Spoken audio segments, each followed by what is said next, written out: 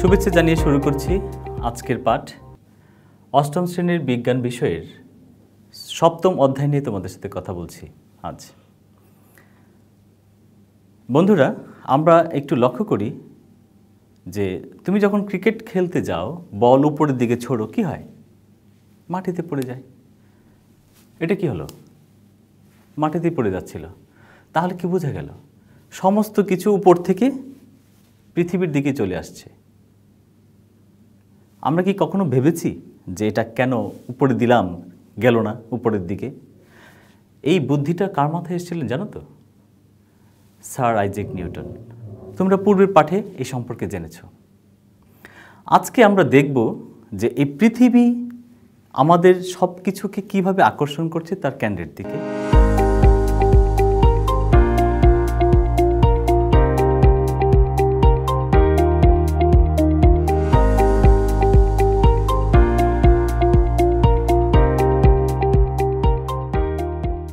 তোমরা দেখেছ যে পূর্বের পাঠে মহাবিশ্বের দুটি বস্তুকণা একে অপরকে তার দিকে আকর্ষণ করছে, একে অপরকে আকর্ষণ করছে।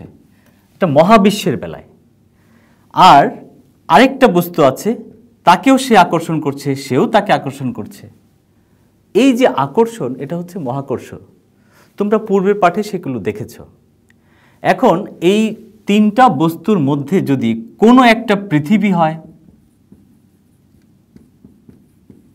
কোনো একটা যদি পৃথিবী হয়, তাহলে সেটাকেই বলছি আমরা অভিকর্ষ।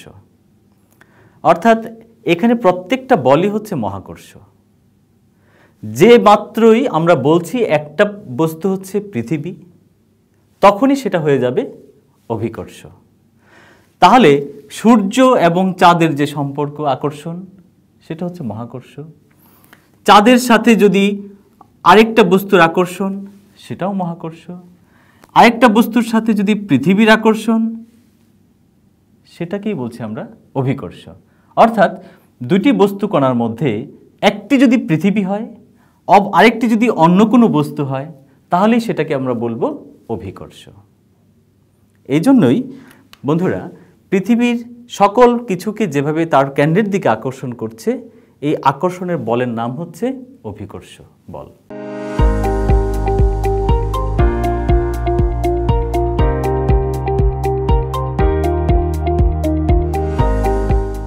এবার আমরা দেখি, একটি বস্তু আমার টেবিলে আছে, আমি কি করছি? বল প্রয়োগ করেছি, তাই তো? তাহলে তার কি অবস্থা, কি হয়েছে? বস্তুটি এখান থেকে সরে এখানে গেল। তো এই যে বস্তুটি এখানে ধাক্কা দেওয়ার পর, বল দেওয়ার পর সে যখন গেল, তো তার ব্যাগ কি হয়েছে? বৃদ্ধি পেয়েছে। তো এখানে একটি বস্তু যখন তার ব্যাগের পরিবর্তন হচ্ছে, একে আমরা কি বলি?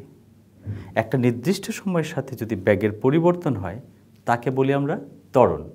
অর্থাৎ বল প্রয়োগের ফলে কি হলো? ত্বরণ সৃষ্টি হলো। তাহলে বন্ধুরা, অভিকর্ষজ ত্বরণ তেমনই একটা বিষয় যে পৃথিবী যখন কোনো বস্তুকে আকর্ষণ করছে তার দিকে, সেই বস্তুটি যখন মুক্তভাবে পড়ছে, তারও ব্যাগ এভাবে বৃদ্ধি হতে থাকে। তো সময়ের সাথে ব্যাগ যে এই বৃদ্ধি পাচ্ছে, এটি হচ্ছে অভিকর্ষজ ত্বরণ।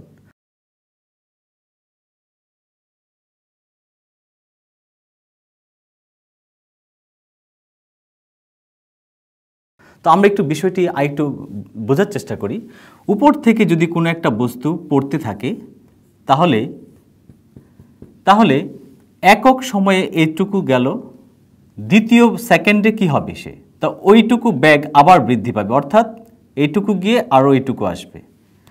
প্রথম সেকেন্ডে এতটুকু গেল, দ্বিতীয় সেকেন্ডে সে তার এতটুকু আবার যাবে। চতুর্থ সেকেন্ডে এইটুকু গিয়ে আবার এইটুকু যাবে। অর্থাৎ তৃতীয় সেকেন্ডের আগেই সে পড়ে যাবে ভূমিতে। তাহলে ব্যাপারটা কি দাঁড়ালো? এইটুকু আর এইটুকু সমান ছিল, তার চেয়ে এইটুকু গিয়ে আবার এইটুকু গেল। তাহলে প্রতি সেকেন্ডে কি হলো? ব্যাগ দ্বিতীয় সেকেন্ড, এটা প্রথম সেকেন্ড যদি বলি, তো দ্বিতীয়তম সেকেন্ডে সে এইটুকু যাবে। তার মানে কি দাঁড়ালো? প্রতি সেকেন্ডে ব্যাগ একটা বৃদ্ধি পাচ্ছে এখানে। এই বৃদ্ধির হার হচ্ছে ত্বরণ। এখন এই ত্বরণের একটা একক আছে যেটাকে আমরা ত্বরণ বলছি। এই ত্বরণটা আসলে তাহলে কি? বেগ বৃদ্ধির হার মানে হচ্ছে বেগ বাই সময়। একটা নির্দিষ্ট সময়ে কি পরিমাণ বেগ বৃদ্ধি পাচ্ছে, এটাই তো ত্বরণ। তাহলে এখানে বেগ বলতে আবার কি বুঝি?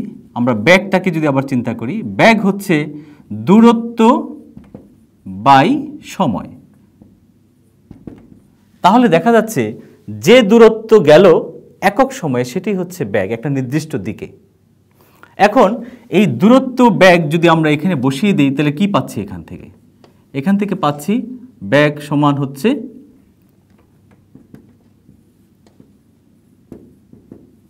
দূরত্ব বাই সময়, নিচে আরেকটা সময়, অর্থাৎ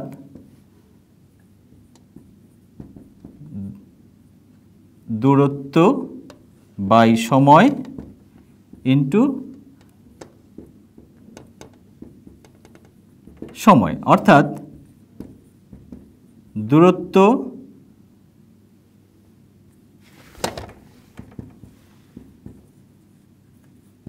সময়ের স্কয়ার।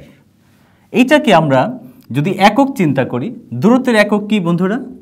দূরত্বের একক হচ্ছে মিটার আর সময়ের একক সেকেন্ড। তাহলে সেকেন্ড স্কয়ার, এটাকে আমরা সংক্ষেপে লিখি metre per second. Metre per second square, এটা বাই ভাগ দিয়ে বোঝানো হয়েছে। তাহলে ত্বরণের একক আমরা কি পেলাম? Metre per second square. যেহেতু পৃথিবী তার কেন্দ্রের দিকে বস্তুটাকে টানছে, নিচের দিকে পড়ছে, সেটাও কিন্তু এক ধরনের ত্বরণ। সুতরাং এটার নাম হচ্ছে অভিকর্ষজ ত্বরণ। অভিকর্ষজ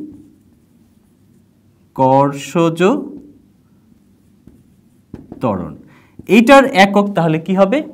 অভিকর্ষজ ত্বরণের এককটা সেটাও হবে মিটার পার সেকেন্ড স্কয়ার। এবার একক সময়ে একটি বস্তু তার যে ব্যাগের পরিবর্তন হচ্ছে, সে যে পৃথিবীর দিকে পড়ছে, এটা ব্যাগ বৃদ্ধির যে হার, সেটাই হচ্ছে অভিকর্ষজ ত্বরণ। বন্ধুরা, মহাকর্ষ বলের যে সূত্রটি আমরা গত ক্লাসে দেখেছিলাম, সেখানে কি ছিল আমরা একটু দেখি। সেখানে ছিল বল সমান মহাকর্ষীয় ধ্রুবক g m1 m2 by D square. তাহলে আমরা এখন এই সূত্রের আলোকে আমরা ধরি পৃথিবীর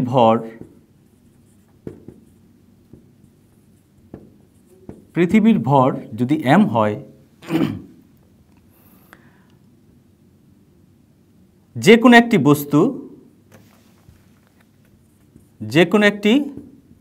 বস্তুর ভর যদি m হয়, ছোট স্মল লেটার, আর দুটি বস্তুর মধ্যে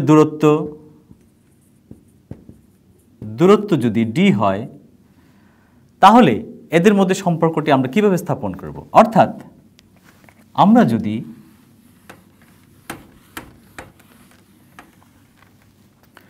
আমরা যদি মনে করি এটা একটা পৃথিবী, এটা তার কেন্দ্র, পৃথিবীর উপরে একটি বস্তু, অথবা এখানে ধরতে পারি একটি বস্তু এখানে আছে, সেটাকে সে আকর্ষণ করছে, এটা হচ্ছে d, আর এটা হচ্ছে পৃথিবী, তার ভর হচ্ছে এখানে m, আর এই বস্তুটা হচ্ছে ছোট হাতের m, তাহলে তাদের মধ্যে দূরত্ব হচ্ছে এখানে d। তাহলে সূত্রটা আমাদের কিভাবে প্রতিপাদন করব? F সমান আসছে মহাকর্ষীয় ধ্রুবক থাকবে এখানে m ডি স্কয়ার। লক্ষ্য করো বন্ধুরা, আমরা পৃথিবীর ভরের সাথে কোনো একটা বস্তুর আকর্ষণ যখন চিন্তা করব, পৃথিবী তার কেন্দ্রের দিকে বস্তুটিকে আকর্ষণ করছে, সেখানে তার দূরত্ব হচ্ছে d। তো সূত্রটা আমরা মহাকর্ষ সূত্র থেকে পাচ্ছি এটা। তো এখানে আমরা দেখি যে বল, এখানে মান বসানোর পরে আমরা একটা বল পাবো। আবার বলের পরিমাণ থেকে আমরা পাই হচ্ছে বল mg। এখানে g কি? ওই যে বললাম, g হচ্ছে অভিকর্ষজ ত্বরণ।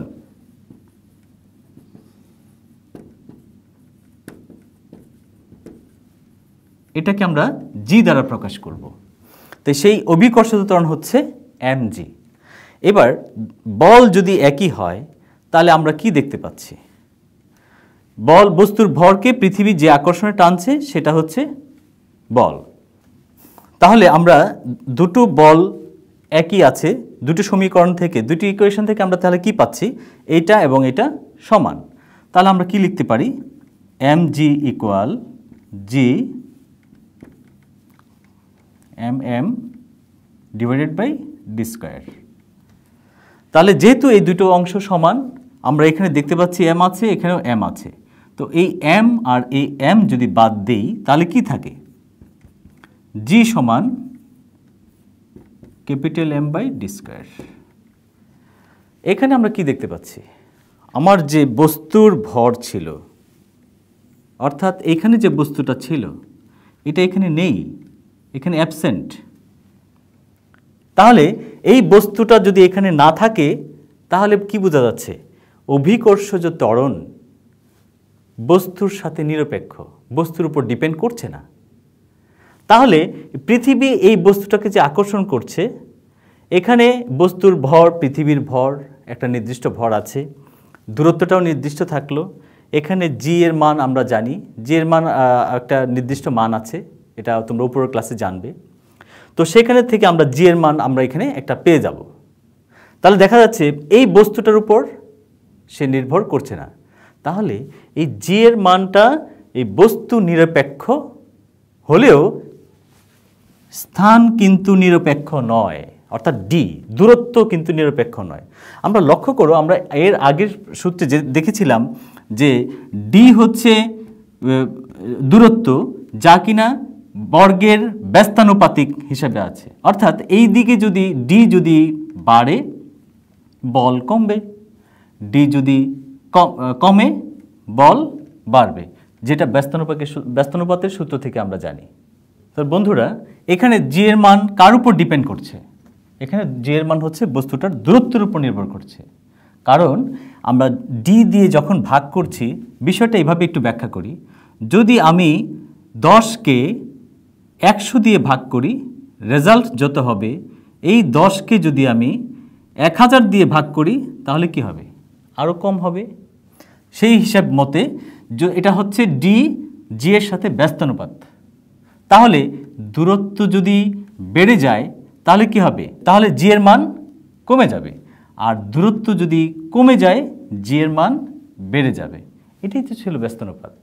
ওকে, তাহলে এখানে আমরা দেখতে পাচ্ছি যে অভিকর্ষজ ত্বরণ এখানে বস্তু নিরপেক্ষ, বাট দূরত্বের সাথে, স্থানের সাথে কিন্তু নিরপেক্ষ নয়। এবার আসি আমরা, যদি এই পৃথিবীর বস্তুটা যদি এখানে থাকে, পৃথিবীর উপরে থাকে, তাহলে কি হবে? এখানে পৃথিবীর ব্যাসার্ধের সমান হয়ে যাচ্ছে, ব্যাসার্ধের সমান হয়ে যাচ্ছে। যদি বস্তুটা দূরে না থেকে বস্তুটা যদি এবার চলে আসে এখানে পৃথিবীর উপরে, তাহলে সেটা কি হয়ে যাচ্ছে? ব্যাসার্ধ আর। তাহলে এখানে আমার ডি এর জায়গায় চলে আসছে কি? ডি এর জায়গায় চলে আসবে আর, আর অর্থাৎ পৃথিবীর ব্যাসার্ধের সমান।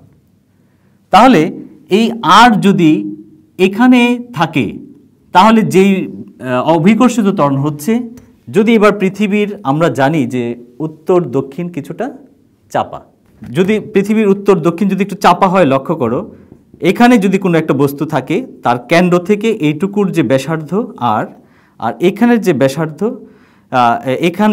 এখানকার আর এর চেতে এই আরটা কিন্তু বড়। তাহলে কি হবে? এখানে দূরত্ব কম, এখানে দূরত্ব বেশি। তাহলে এখানে যে আকর্ষণটা হচ্ছে তার চাইতে এই আকর্ষণটা কি হবে? কম হবে। এই জন্যে পৃথিবীর এই অংশটাকে কি বলে? বিষুবীয় অঞ্চল, বিষুব অঞ্চল। আর এটাকে বলা হয় মেরু অঞ্চল, আর এটা দক্ষিণ মেরু অঞ্চল। তাহলে দেখা যাচ্ছে মেরু অঞ্চল থেকে পৃথিবীর কেন্দ্রের দূরত্ব কম, সুতরাং এখানে কি হবে? আকর্ষণ বেশি হবে। আর বিষুবীয় অঞ্চল থেকে কেন্দ্রের দূরত্ব যেহেতু বেশি, সুতরাং এখানে আর এর মানটা বেশি। তাহলে এখানে কি হবে? জি এর মান এখানে কি আসবে? কম আসবে। তাহলে আমরা কি বুঝতে পারলাম? জি এর মানটা এখানে স্থানের উপর নির্ভর করছে। তো যদি এখান থেকে বস্তুটা এদিকে যায় তাহলে এক এক জায়গায় এক এক রকম হচ্ছে, সুতরাং বস্তুটা স্থান নির্ভর হচ্ছে। তো যে মেরু অঞ্চলে এর যে আকর্ষণ আর বিষুবীয় অঞ্চলে এর যে আকর্ষণ এর তুলনামূলক বেশি। এখানে মেরু অঞ্চলে যদি আমরা জি এর মানটা হিসেব করি তাহলে এই হিসেব করলে আমাদের এখানে 9.83 আসবে 3 মিটার পার সেকেন্ড স্কয়ার। আর এখানে যে অংশটা এখানে যদি কোনো একটা বস্তু থাকে বিষুবীয় অঞ্চলে, তার আকর্ষণ বল হচ্ছে জি এর মান হচ্ছে সেখানে 9.78 মিটার পার সেকেন্ড স্কয়ার। বস্তুটি যদি মেরু অঞ্চলে থাকে তাহলে এখানে যদি আমরা হিসেব করি তাহলে জি এর মান আসবে এখান থেকে 9.83 মিটার পার সেকেন্ড স্কয়ার। আর যদি বিষুবীয় অঞ্চলে এখানে যদি কোনো বস্তু থাকে তাহলে পৃথিবীর যে অভিকর্ষজ ত্বরণ সেটা মান হবে এখানে 9.78 মিটার পার সেকেন্ড স্কয়ার। তাহলে বন্ধুরা আমরা বুঝতে পারছি যে কোনো বস্তুর এখানে থাকলে তার যে অভিকর্ষজ ত্বরণ হবে, আর এখানে থাকলে তার যে অভিকর্ষজ ত্বরণ অনুভব করবে সেটা হচ্ছে এটা, আর এটা হচ্ছে এটা। তাহলে দেখা যাচ্ছে যে পৃথিবীর বিভিন্ন স্থানে জি এর মান কম বেশি হচ্ছে। এটাকে একটা স্ট্যান্ডার্ড মান ধরা হয়েছে, জানো তো? এটাকে ধরা হয় জি এর মান হচ্ছে আদর্শরূপ 9.8 মিটার পার সেকেন্ড স্কয়ার ধরা হয়। 8 মিটার পার সেকেন্ড স্কয়ার ধরা হয়, ধরে আমরা হিসেব করব।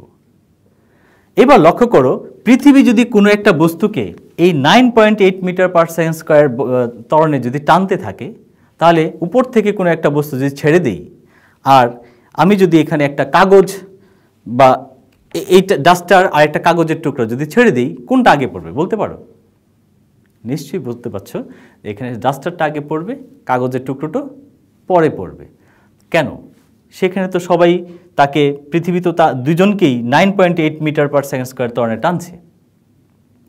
তাহলে আমরা একটা বিষয় দেখতে পারি,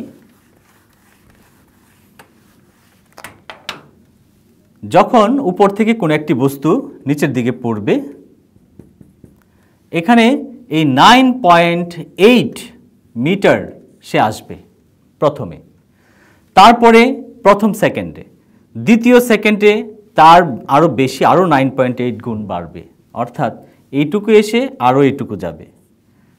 তারপরে তৃতীয় সেকেন্ডে কি হবে? আরও 9.8 দিয়ে গুণ করলে যা পাবো ততটুকু যাবে। অর্থাৎ প্রতি সেকেন্ডে কিন্তু বেগ বৃদ্ধি ঘটছে। এই যে বেগ বৃদ্ধির হার, এটাই তো ছিল অভিকর্ষজ ত্বরণ, তাই না? তাহলে একটি বস্তু যদি হয় কাগজের টুকরো, আরেকটা বস্তু যদি হয় পাথর, বলো তো এবার কোনটা আগে পড়বে? ঠিক ধরেছ, পাথর আগে পড়বে না, দুটোই কিন্তু একসাথেই পড়ার কথা, যদি এখানে বাতাস বা বাহ্যিক কোনো বস্তু উপরের দিকে চাপ না দিত। তাহলে বন্ধুরা, একটা যদি হয় কাগজের টুকরো আর একটা যদি হয় পাথরের টুকরো, কোনটা আগে পড়বে? ঠিক ধরেছ, তোমার দৃষ্টিতে পাথরের টুকরোটা আগে পড়বে, কিন্তু হিসেব কি বলে? হিসেব বলে দুটোই একসাথে পড়বে। তো কখন? যদি বাতাস আমাদের এখানে যদি চাপ সৃষ্টি না করতো, বাধা না হতো, তাহলে কিন্তু এই দুটোই একসাথে পড়তো। যেহেতু বাধা আছে, সুতরাং দুটো কিন্তু ভিন্ন সময়েই পড়বে। কাজেই এটার একটা পরীক্ষা আছে কিন্তু ইন্টারেস্টিং, তোমরা কিন্তু কিশোর বাতায়নে সেটা পাবে। এরকম একটা ভিডিও দেখবে যে বায়ুশূন্য অবস্থায় যদি দুটোকে একসাথে ফেলা হয় তবেই কেবল জি এর মান এখানে কাজ করবে বলে তারা একসাথে পড়বে, বাহ্যিক কোনো টান থাকবে না বা চাপ থাকবে না। তাহলে আমরা কি বুঝতে পারছি? যে পৃথিবী তার প্রত্যেকটা বস্তুকে আকর্ষণ করছে, একটা নির্দিষ্ট ত্বরণ এসে তার দিকে টানছে। এটি হচ্ছে অভিকর্ষজ ত্বরণ, আর এই ত্বরণের বাহিরে তুমি আমি কেউই নই। বন্ধুরা, আজকে আমরা কি শিখলাম? আমরা দেখলাম যে অভিকর্ষ কি, অভিকর্ষ ত্বরণ কি, কিভাবে ত্বরণের সৃষ্টি হচ্ছে। আর কোনো বস্তু পৃথিবী কি বলে আকর্ষণ করছে সেই সম্পর্কে আমরা একটা ধারণা পেলাম, এবং মেরু অঞ্চলে এবং বিষুবীয় অঞ্চলে জি এর মান কিভাবে কমছে বাড়ছে সেটা আমরা দেখলাম।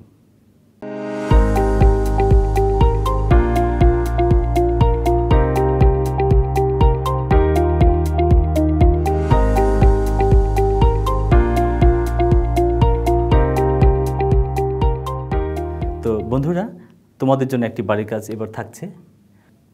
তোমরা নিশ্চয়ই খাতা কলম নিয়ে সামনে বসেছো, একটু লিখে নাও। বাড়ির কাজটি হচ্ছে জি এর মান বস্তু নিরপেক্ষ কিন্তু স্থান নিরপেক্ষ নয় কেন, এটা ব্যাখ্যা করবে।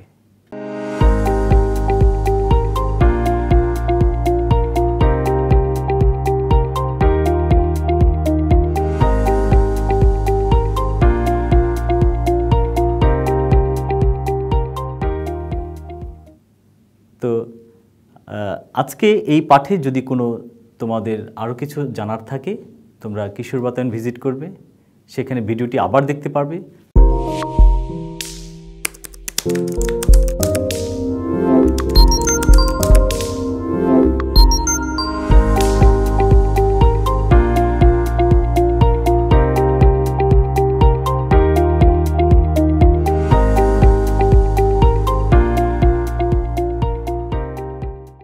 আশা করছি জটিলতা দূর হয়ে যাবে।